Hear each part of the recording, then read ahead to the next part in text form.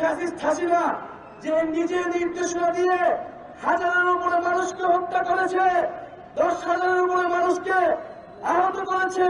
আমার ভাইরা কেউ চোখ হারিয়েছে, কেউ পা হারিয়েছে। আমার ভাইরা শহীদ হয়েছে, বোনেরা শহীদ হয়েছে। এই শেখ হাসিনার নির্দেশে, আওয়ামী লীগের নির্দেশে এই মুজিববাদী ফ্যাসিস্ট দল বাংলাদেশে থাকতে পারে না, বাংলাদেশে কোনোভাবেই আসতে পারবে না।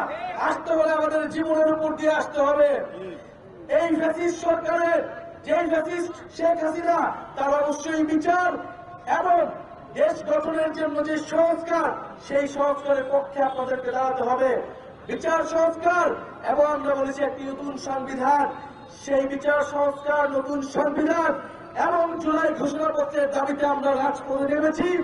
আমরা আজকে চুয়াডাঙ্গাতে এসেছি এই বইয়ে আবহাওয়া উপলক্ষেও যারা আমাদের কাছে এসেছেন, যারা দূর থেকে শুনছেন, আমাদের সালাম গ্রহণ করবেন।